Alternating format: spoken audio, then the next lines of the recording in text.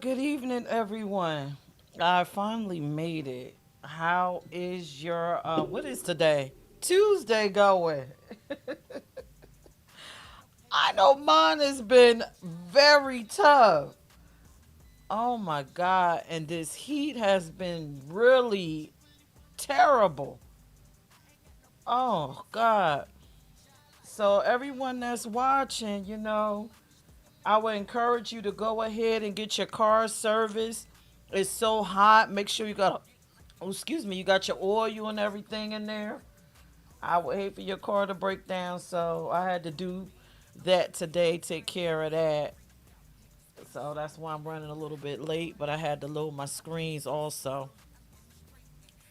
So tonight's topic is a light one, and it's why do we celebrate Pride? I'm going to try not to be on here too long. Please share the live. If you have any questions or comments, please go ahead and place it in the chat. If you look in the caption, it's the phone number, and you can also join the screen. You could be up here with me. So, yeah. So, tomorrow is June 1st. And normally for the LGBTQ plus community, that's when all of our pride events jump off. And everybody just pulls out all of their weird pride gear and paraphernalia.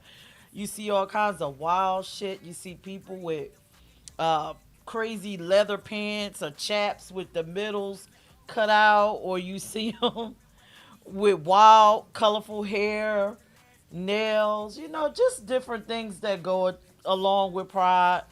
And I have nothing against that because I do enjoy it and I hope to take part in some of the festivities. But for me, I just like to know why I'm celebrating something. I don't know what it is like for you guys.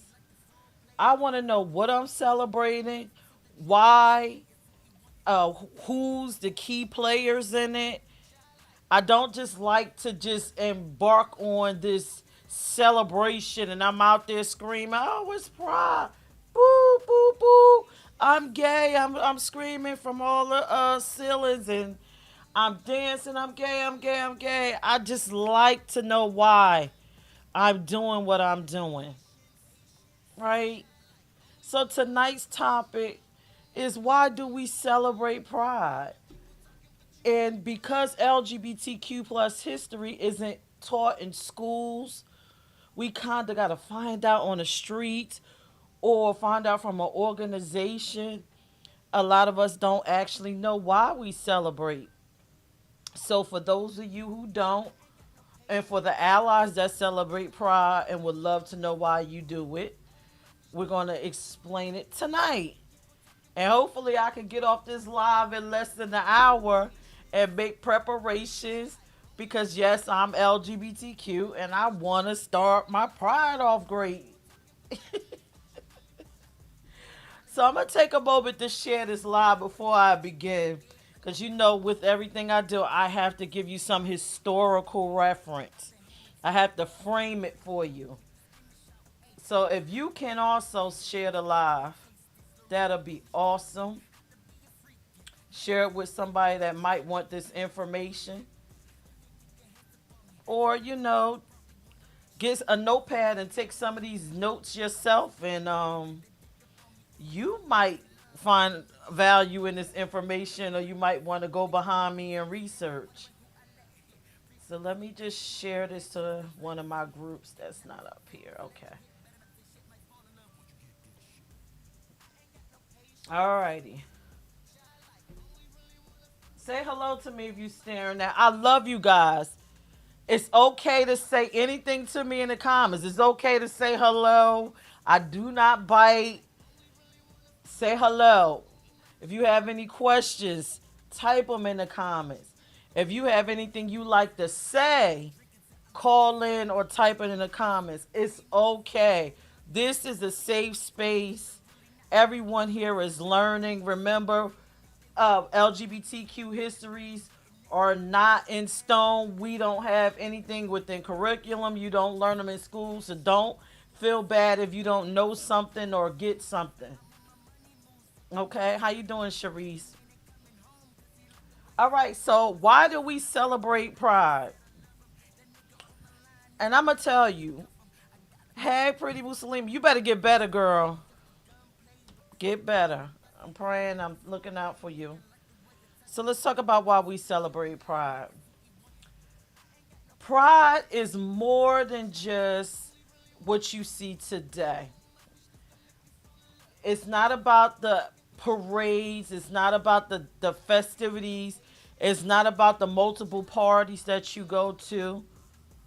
Pride is actually started out as a riot. I'm sorry, I didn't meant to say actually. Pride started out as a riot. Did anybody know that? It started out as a riot in New York at the Stonewall Inn in 1969, June 28th. Now, there's multiple stories about the key players that was involved in Pride. So tonight we're going to go over that. So that way when you walk away, you'll be clear as to who did what, why, and why we celebrate. But before we get into that actual date, June 28th, I want to give you some historical context as to how we got there. What was the mind frame of the people of that time in 1969, in which I wasn't even born yet? But I want to give you some context, in which some of y'all probably already know from school some of the things that was going on in the 60s. Mainly, we learned the civil rights movement was going on. We lost two of our key players in the 60s. We lost Malcolm X, and then 3 years later, we lost Dr. King. Another thing that was going on between the 50s and the 60s, remember, women didn't have property rights, meaning that you couldn't do certain things. You couldn't go to the bank and open up a bank account. You needed to be married and have your husband sign it. Okay? You couldn't even get a home. You couldn't do any of those things. So I'm telling you stuff for historical context so you can understand why the people during that time moved the way they moved and probably reacted the way they reacted. So a common thing that you probably learned in school, you heard about the Red Scare, which was happening in the 50s. Basically, we were rooting out the communists out of our government. Anyone that held a government position and all of those things, it happened under the Dwight D. Eisenhower administration. So that was earlier in the 50s. So I'm sure you heard of the Red Scare. But no one talks about another event that was happening alongside of the Red Scare. It was also the Lavender Scare. And you probably said, what the hell is the Lavender Scare? Does anybody know what the Lavender Scare is? Just take a shot and guess. Anyone that's watching, do you know what the Lavender Scare is? This is just, we building groundwork to show how we got to Stonewall. Anybody know what the Lavender Scare is? If you watching, take a wild guess. I'll give you a second. The Lavender Scare. So remember, Red Scare, rooting out communists, and alongside of it is the Lavender Scare.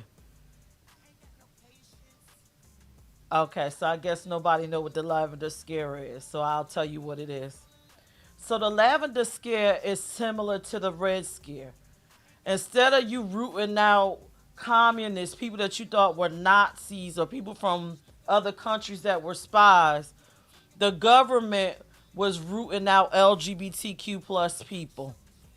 They considered us communists. They consider us as sexual deviants, and we were easily I don't know, blackmail. So let's say you LGBT, you work in a government job, and a communist wanted to get information. Dwight Eisenhower believed that it would be easier because of your sexual orientation and the climate of the times. So the spy or the commie would say to you, um, I need this certain amount of information. I need to know this. You need to tell me this. And you might say, well, no, I'm not betraying my country. But in Dwight E. Eisenhower, and I'm sorry, in the president's, from his perspective, you would tell because you didn't want it to be outed. You didn't want to be outed. You didn't want your personal life to be divulged. Okay, you didn't want that in the public.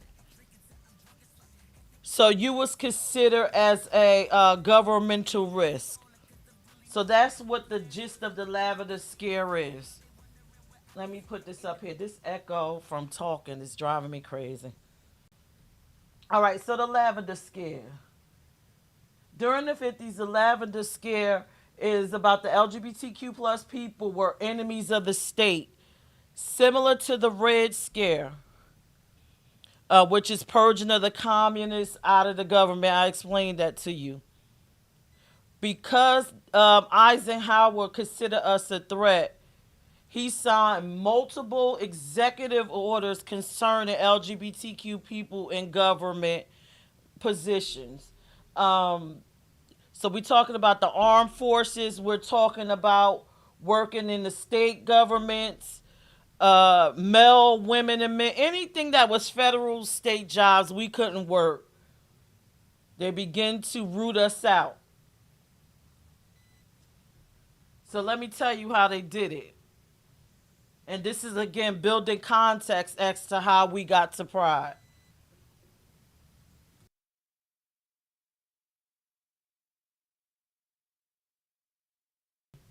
Forgive me.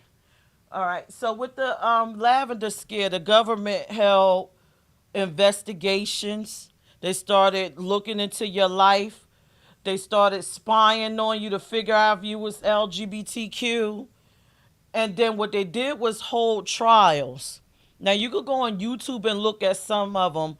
They were actually public trials and they asked you questions. And if it was assumed that you was LGBTQ, you lost your job, you lost all your benefits with it. So if you were a 30-year veteran serving in the military, you lost everything. You lost your pension, you lost everything once they realized that you were LGBTQ. Another thing that went on during that time is that they posted you in a newspaper. So after you go through this trial and you're deemed a LGBT communist, they'll put your paper in your picture in the paper for everyone to see. So imagine you being in the Philadelphia Times, the Delaware, whatever the Delaware Post, and you done lost your very good job, and then they put you out there, and then all these little mom and pop shops see you in this paper. So it literally just destroyed your life. And that was the climate of the times from 1950 on up to the 1970s. And we still saw remnants of this executive order when you hear about don't ask, don't tell, and all that stuff. That all stem from the lavender scare. And I suggest that you guys read about the lavender scare. Another thing common with the lavender scare is we were arrested. So just imagine being out at a party or wherever you were and the police walk in because again it was illegal to be LGBTQ because of the sodomy laws. I explained that to y'all maybe 2 or 3 shows ago. They could come in, arrest you, and then again the same thing will happen. Your picture will be in the paper, you'll be outed, and you most likely lost your livelihood. So that was the climate of the times of the 50s and the 60s. So LGBTQ people were probably relegated to being like entertainers, anything that was acceptable by us for us, and then maybe if we were closeted and owned something, we probably hired us, but maybe not too many of us. Yes, that is discrimination today, but back then there were no laws to protect LGBTQ people. And that's why I do this show, because I want you to understand where you came from and where we could possibly go back to and where we're going now. And to me, this time that we're in is very scary with the passing of don't say gay laws and all these different things. It kind of make you kind of, well, for me, nervous. Because again, just like a law can be passed for you, it could be a law passed against you. So let me go back to my main screen. And I'm going to share some other things that was going on during the 50s and 60s, so I can show you how it was for the key players during the Stonewall riots. What was going on? A lot of times you hear about history and you say, oh, okay, here's the facts, but context shapes it for you so you can actually get this picture. So, along with the stuff with the lavender scare, and if you want to look up the act, it was Executive Order 10450. That's the executive order, and it stemmed from the Lavender Act. It's the Sexual Perversion Act. All right. Also, during this time, if you ever went on the IME court page, I give you brief history there. In 1952, the APA labeled being a homophile, that's what they called it back then, a homophile. They labeled it as being a psychopathic personality disorder. So, what does that mean? It means if you ended up in a jail or your family reported you, they can have you placed in a psych ward. And if you ever saw Nurse Jackie, you saw some of the treatments. You saw the ice bath, you saw the lobotomies and all that kind of stuff. So all of this stuff was going on in the 50s and 60s. Also around that time, we started developing organizations such as the Medellin Society and the Daughters of Bilitis. And we start trying to defend ourselves and try to get some rights, doing boycotts, um, demonstrations at the White House. Same things that we are kind of doing now. We were doing that in the 50s and the 60s. And again, keep it in historical context. While this was going on, we also had the civil rights movement, and we had the feminist movement going on. So all of this stuff going on in the 50s and 60s, it was off the chain.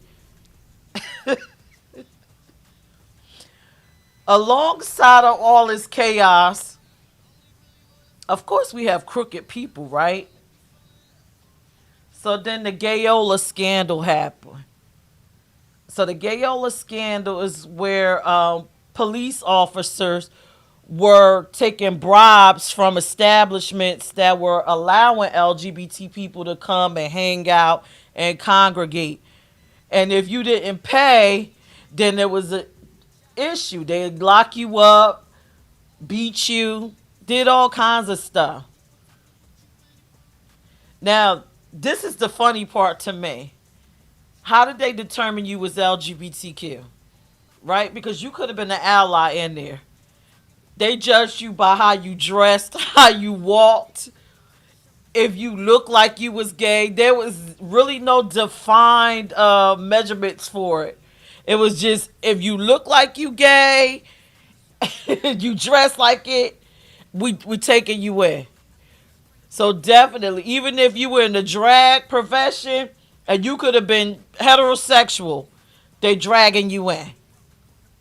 So this is the climate of the times. Is everybody following? How are you doing, Brenda? How are you? I'm doing good. So that's the context of the time that I wanted to share. It was a big ball of hot mess going on.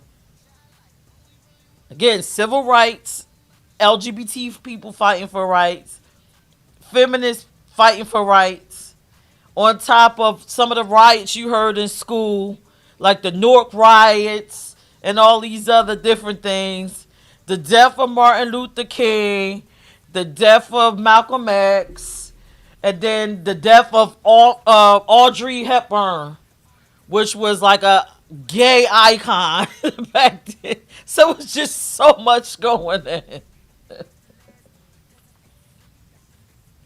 Okay, so I done talked to you about the 50s and the early 60s and gave you context. All right. So let's just think about life in the 60s as a gay woman. Or, you had the image of a gay woman, even if drag or whatever during that time.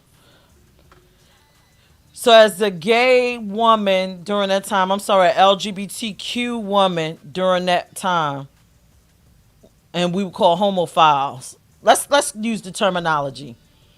As a homophile during that time, a woman, you needed a beard. You could not obtain anything unless you had a husband. So imagine the frustration of being a homophile, a woman, and if you're black, then you also understand you have very limited opportunities. Men had a little better.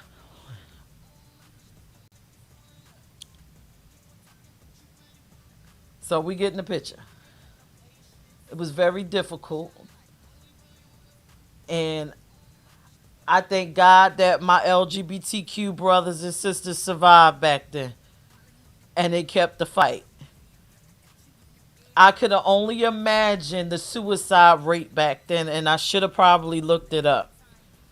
Because them conditions seem so stifling, like your life was in a box. Also, as a woman, you had very limited job opportunities. So you probably were a telephone operator, a maid, a nanny, but you weren't these high power lawyers, you weren't doctors. You probably was a nurse, but a low paid nurse, and you had to be well off to get the schooling for that. Pretty Muslim said, I couldn't imagine living in those times. My God. Yeah, it was rough.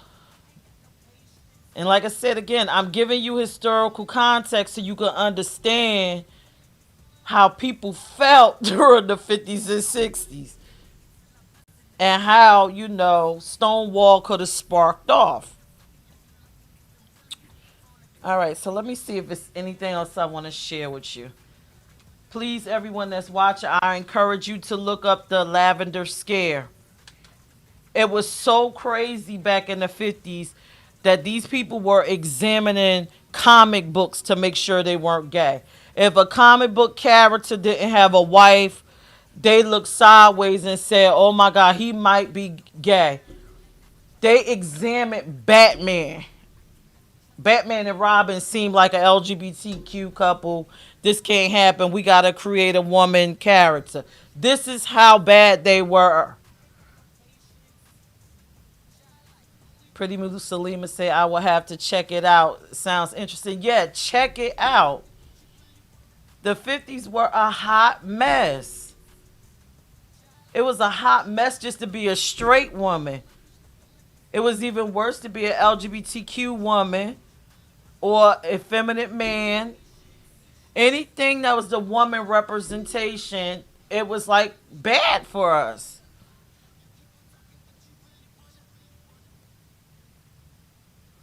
All right. And not to mention the feminist movement made heterosexual women really dislike LGBTQ women because we were taking away their comforts because we wanted our liberty. So a lot of our grandmothers and great grandmothers enjoyed that lifestyle of living under their husband, not having to work, the husband getting the check, paying for everything, and all they had to do was cook and clean and sit at home and watch television. But then some of you gay ass women wanted your freedoms. You didn't no longer want that beer. You didn't want to be married to a man to cover up, and that gay man didn't want to be married to you. You wanted to have your own life, so you started fighting for freedoms for women. And that made the heterosexual women, some of them, upset. So when you hear some of these men saying that, oh, LGBT people destroying the family, that is why. They got it from their grandparents, great grandparents telling them that.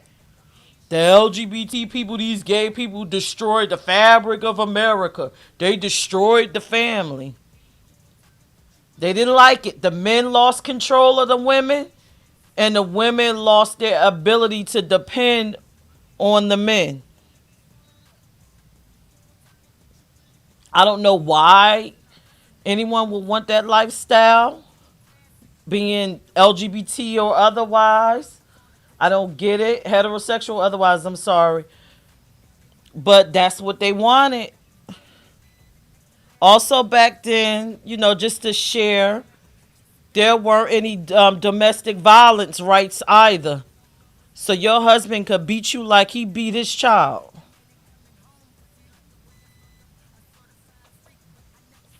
All right, so let's get to Stonewall because we already a half hour in. So I done gave y'all historical context of the 50s and the 60s. A hot mess. So let's go in. Let's talk about these riots.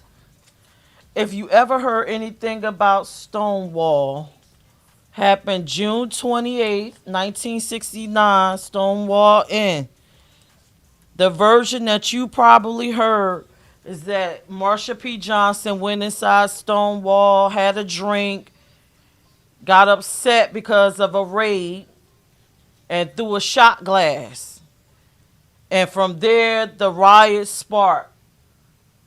It was drag queens, it was trans people, it was lesbians, bisexuals, whatever you were in the community. We all got out there and started kicking these cops' ass to the point where it ended up in the streets and the cops locked themselves inside a Stonewall. And this went on for days, this riot. Not necessarily the fighting portion of it, but the riot portion of it, which sparked the Gay Liberation Act. Well, Pretty Muslim said, shit, I'll be whooping his ass.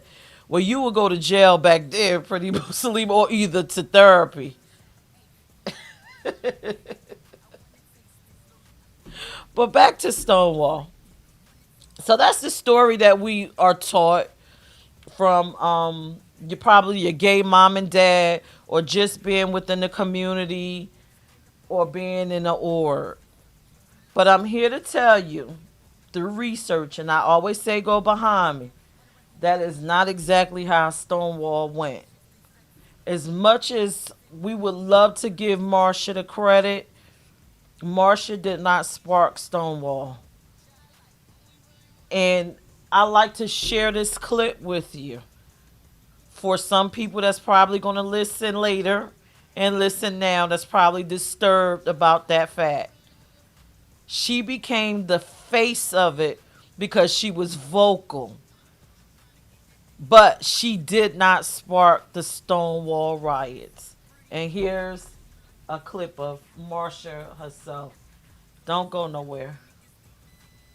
Uptown. I didn't get downtown till about 2 o'clock because when I got downtown, the place was already on fire and it was a raid already. Marsha P. Johnson's friend and fellow activist Sylvia Rivera is also sometimes credited with starting Stonewall. Sylvia Rivera is known for throwing the first bottle at the Stonewall riots. Sylvia Rivera herself said in 2001, I have been given the credit for throwing the first Molotov cocktail, but I always like to correct it. I threw the second one. I did not throw the first one. first of all, that comment was probably tongue-in-cheek. Second of all, it's not certain that Molotov cocktails were thrown.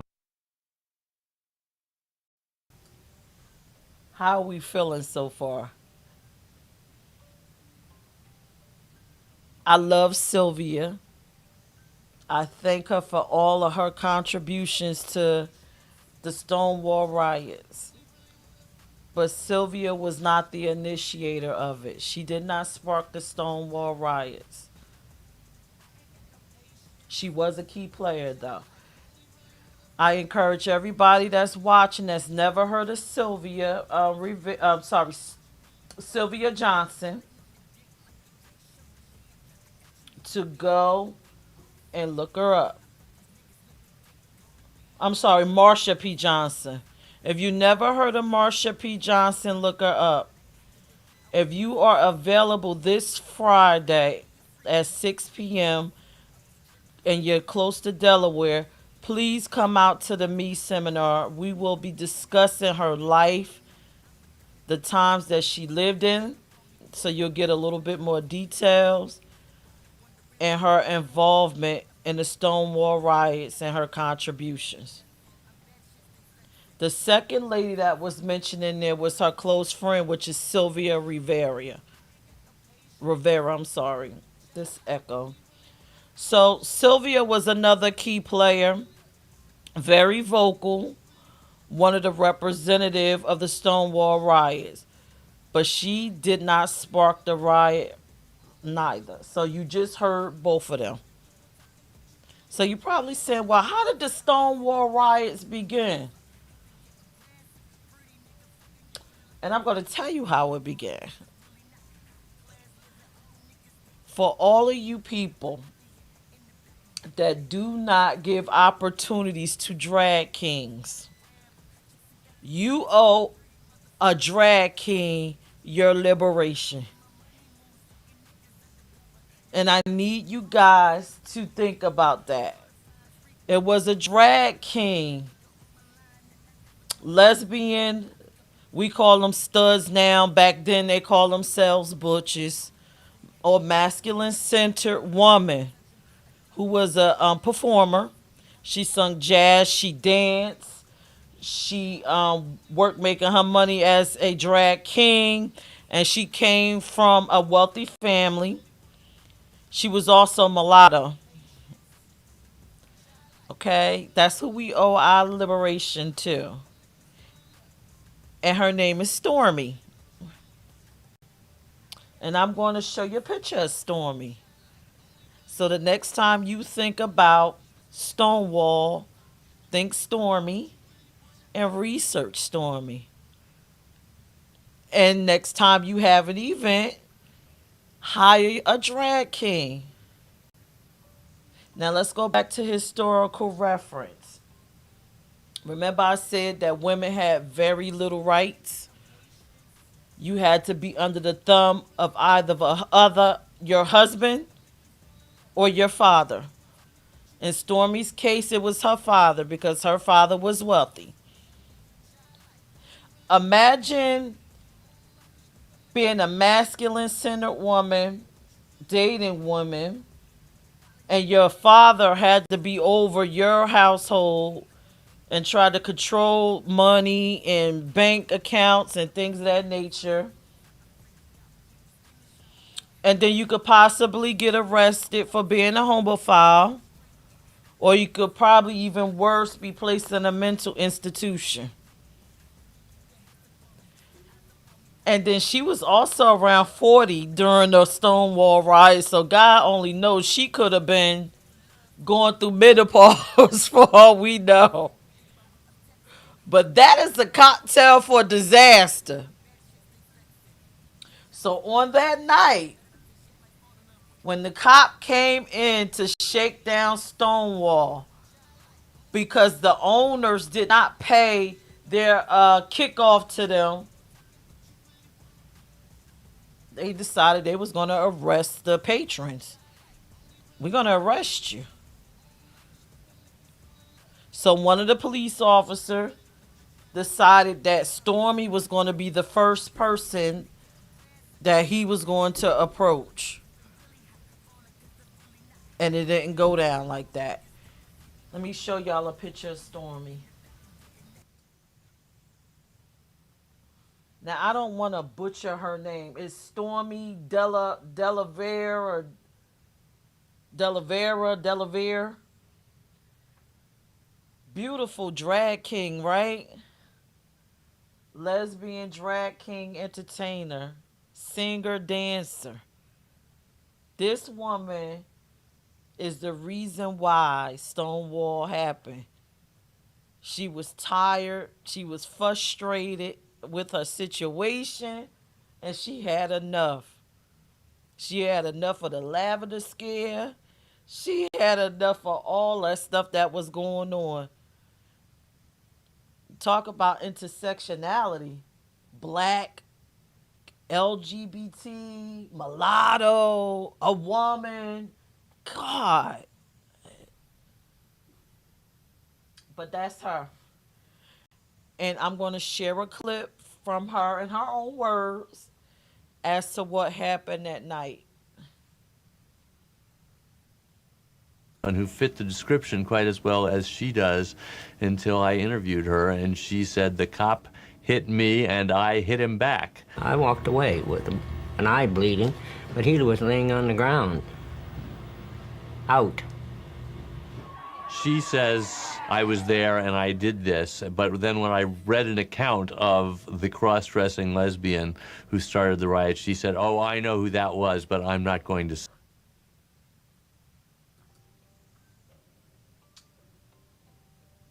Wow. That was Stormy, you guys. What do you think? Stormy is the reason why the Stonewall incident happened. She's the reason why that whole situation occurred. She came to the bar after an act or performance. Just wanted to get maybe a beer or whatever it is her drink of choice was. Police came in, a scuffle happened, and then the riot started. I can't remember her exact words, but I believe it was, she said, why are you guys just looking? Why are you just staring? Do something. And then that's when everything began. And then later on that night, Marsha came, and by, like you heard her say, the bar was already burning down. The cops that was in there, they managed to escape, but the bar suffered. So this is why we celebrate Pride.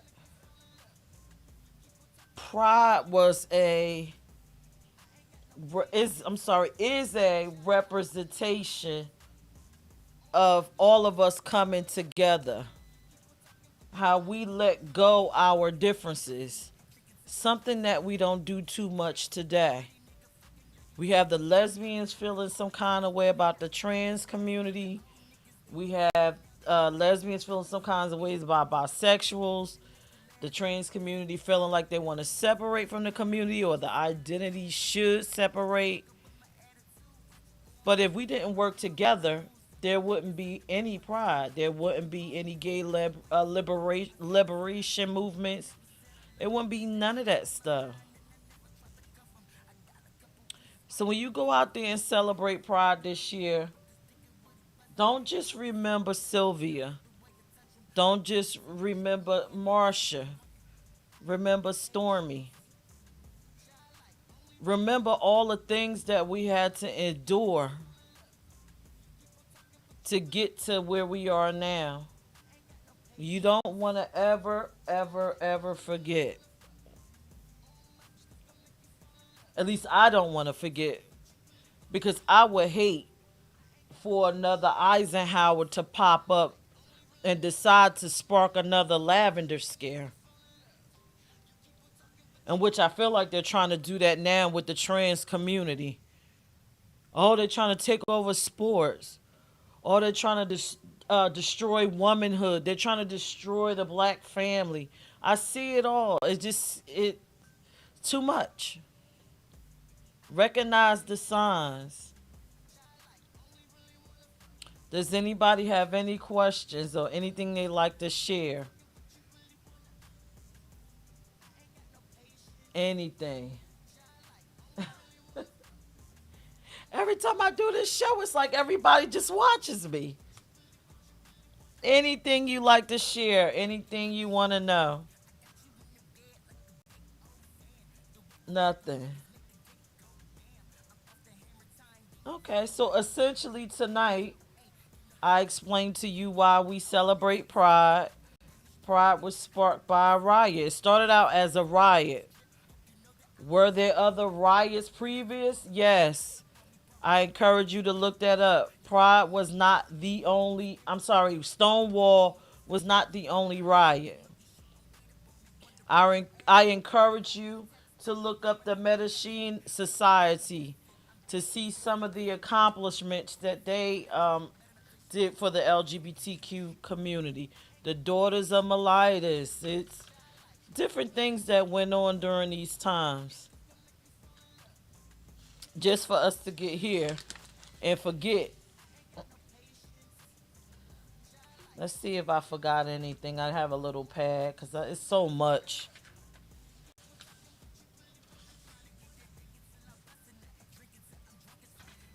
Nope.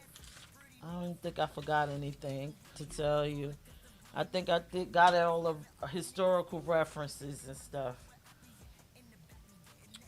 Yeah, but the 50s and the 60s were tumultuous times.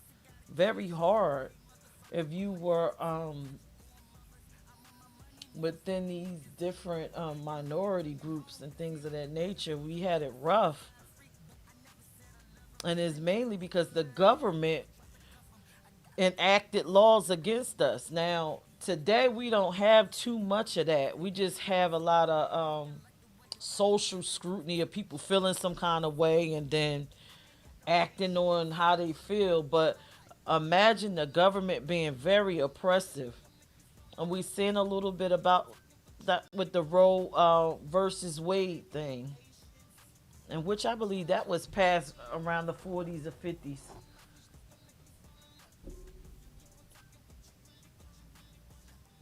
Any questions, anyone?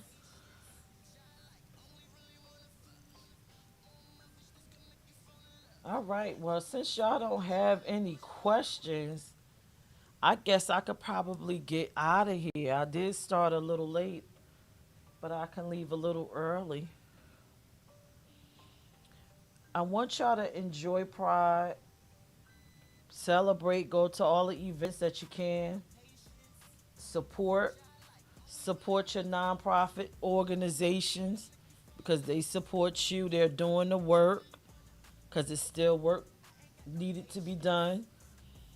I mentioned earlier that a lot of our woes started from the sodomy laws, and there's still states that have the sodomy laws on the books. You could research that also. A lot of Eisenhower's acts have been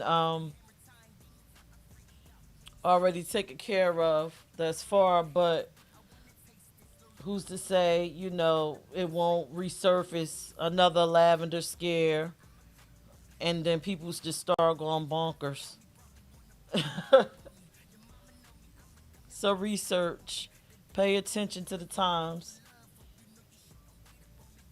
And while you're out there, don't forget, while you're celebrating, that people actually went through a lot for you to get to that point to be able to dance in the streets and wear them weird costumes and hats and glasses and stuff of that nature and take your pictures and listen to your loud music. And try to be kind. If you are a promoter and you're putting on these events, be kind. Don't be discriminatory when it comes to race and all of those things. Embrace and be inclusive of everyone, because Pride was inclusive.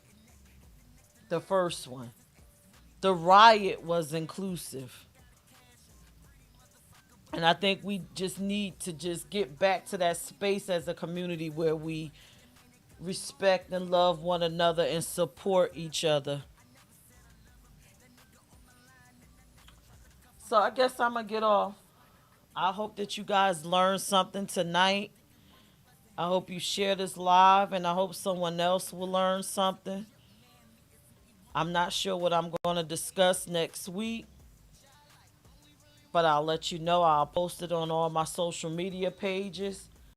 Also, please follow me at Peach ENT on YouTube. If you like what you heard here, if you like historical things, I have something called the Daily Tea. And I post on it at least every other day on my YouTube channel and put up historical facts. The last fact that I placed up there was, I'm sorry, what was the last fact that I placed up on my YouTube? It was about, oh, I think I remember, being LGBT is Hinduism, reincarnation, and LGBTQ. That was the last Daily Tea that I posted on my YouTube. So you can go look me up, put Peach ENT in the search, and look it up, and you'll see my Daily Tea. I like to share different little video clips just to educate you on being LGBTQ and what's being said about us, or some of the facts, the history, or just word on the street type things. So please follow me. And you can get all of those links on my personal page, or you can get it on Plug Studio Network, or you can follow me on Peach. I have my own page. What is it called? The public figure page. All of this stuff is on there. You're not late. You can always rewind it. But I'm about to get off here, you guys. Again, if you are free Friday and you want to learn about the LGBTQ plus community and you have questions, come out to the Me Seminar. Learn, listen, talk to a diversity coach, ask your questions. All questions will be screened. We will feed you. We will give you drinks. It's a safe space for heterosexual people to learn and LGBTQ people to learn. Come out. If you can't make it to that, just go to imecorp.org. Come out to a Sunday tea. You'll meet me personally, and you'll also meet the rest of the board and some of our fabulous members. If you like the education, that's what we'll do. Educate you. That's what I'm all about. That's what the Peach Radio Show is all about. Everything associated with me is all about that.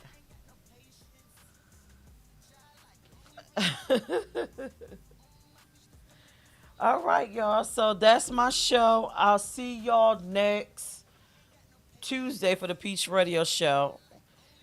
You know what? Since y'all on here, give me a topic. What would you want me to discuss? What would you like to learn about the community? I'll give y'all time, and then I'll tell you about relationships aren't easy. That's smacking our show.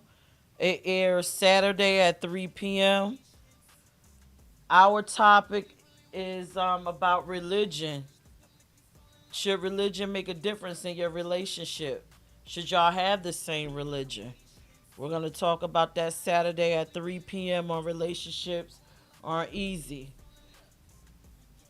And then Sunday, if you missed it, it turned into a 3-hour show. Oh my God. Spiritual Sundays.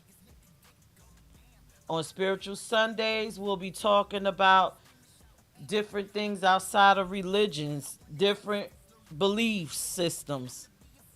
Everyone come on, talk about what's on their heart. You could call in and share your spiritual experiences, or you could listen. It's a great build. It was a 3-hour one last Sunday. I was shocked. So hopefully it'll be that great next Sunday coming up. Well, this Sunday coming up. The topic will be about reincarnation. If you're interested in that, people will be discussing past lives, reincarnation, and how you know if you've reincarnated before. And if you're LGBT, I encourage you to watch it, because it's a big spiritual piece in that for you. All right, so anybody got any topics they would like me to discuss?